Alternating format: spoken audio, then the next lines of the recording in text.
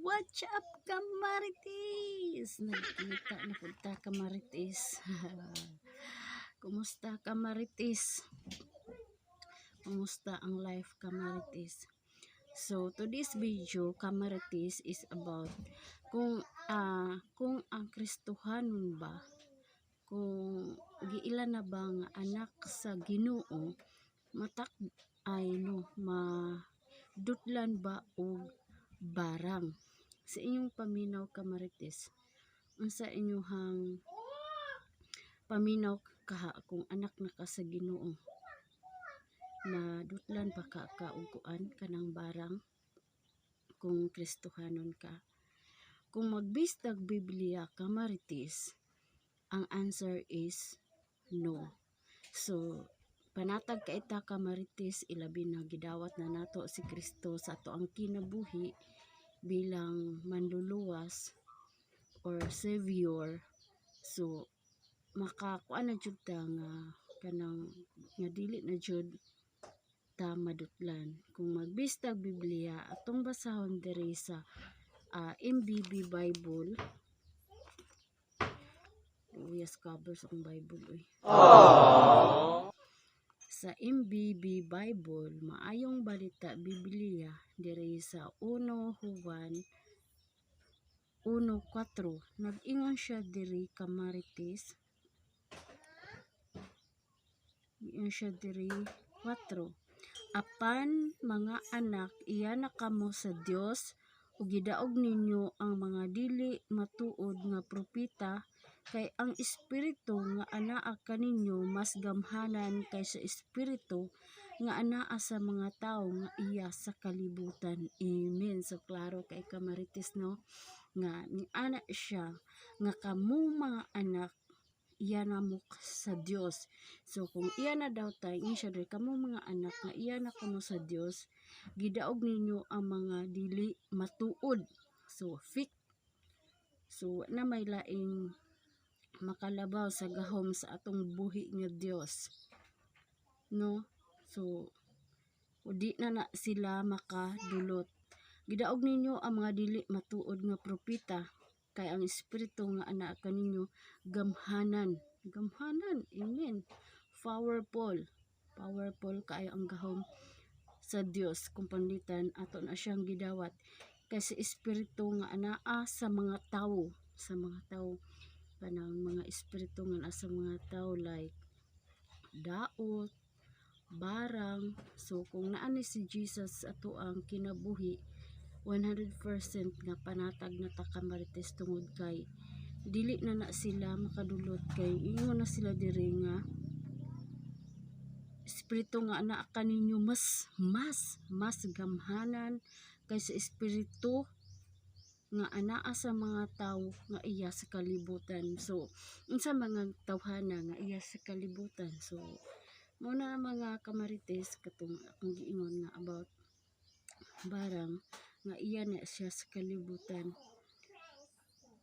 anaa sa mga tawo nga iya sa kalibutan. So natubag na mga Kamaritis, kung kitang mga Kristohanon or Christian, ilabi na nga nangalagad ta sa atong buhi nga Dios, ilabi na gikinabuhi po nato ug ang iyang mga saad o iyang mga sugo. I mean, kung atong ginasunod, syempre makakuan ta kanang burag panatag ta, Kamaritis, nga atong mabatunan nga protektado ta sa Holy Spirit, sa balaang espiritu nga gikan sa Dios.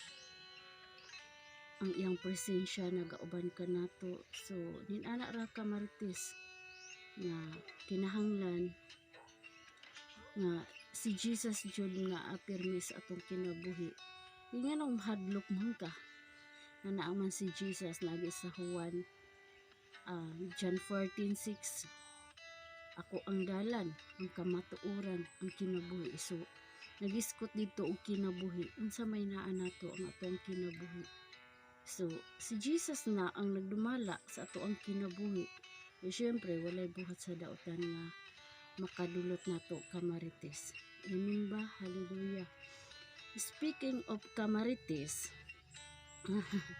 challenge ko ani ka Marites na ako'y nabasa nga komentor nga ana siya nga nagbasa pa naman daw kung kanang pulong sa Ginoo ngano man daw nga nagamit daw kog word o word nga Marites.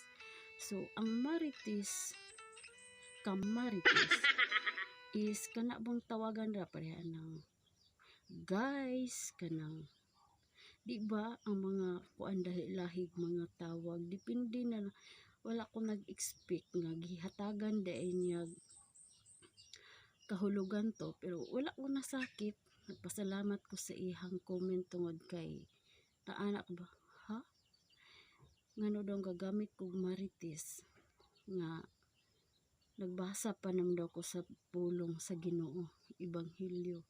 So murag nakapamalandong ko anak ko nga kuan na lang ako ang gitrabaho kamarites bot pasabot nga kung sa kalibutan ng chismosa bisag gitabi ang imuhang mana lang ni siya kamarites nga akong gimarites ang pulong sa Ginoo ang pulong ni Jesus kung unsa ka maayo si Jesus sa ato ang kinabuhi kaysa magmarites ta nga nang hilabuta sa kinabuhi sa uban di ba so ako na lang siyang i-shout out sa siya ka Marites o shout out di ay ni Julie D Channel ana siya ka Marites gamit kag word nga Marites tapos imong gimansahe ebanghelyo naabay Marites na word sa Biblia sa Bible dapat ibagay sa imong gibasa. So nin ana ka Marites nga shout out di ay ana niya na dapat daw dapat daw ibagay sa ako ang gibasa. Shout out Julie D Channel. So wala pa gani ni sikat ka Marites pero wala makugakuan nga mo sikat kana bang kanang kuan jud nga vlogger ang ako alang nga ipagmantala ang pulong sa Ginoo. So salamat sa iya ha tungod kay number 1 basher siya pero okay ra nga wala lang siya kasabot kung unsa nang Marites ano tong giingon nga gikuan lang ba niya ginegative lang niya pagsabot. So nin ana ka Marites maskin na ay nagkoreksyon nato sa ingog ka Marites nagbasa pa naman daw ta sa pulong sa Ginoo pero ano daw nagamit ko kamarites nga unsay na dili kamo daw comment daw mo kung unsay pareha ra gud anang mga kanang naay mga katawagan anang mag-vlog so kuan kamarites ano kadang Marites kanang chismosa ko kay ako ang gikuan ako ang gibahagi ang pulong sa Ginoo di ba so mao lang na ato ang video for today's guys na kamarites so manghinaot ko nga na po may pagtulunan nga nakatunan karong adlaw about sa Kristohanon kung madutlan pa ba o madutlan ba og barang I mean so natubag to nako ganiha bisa pulong sa Ginoo nga dili na kamarites so kinahanglan jud na si Jesus jud permina sa to ang life. Bye bye, please follow guys sa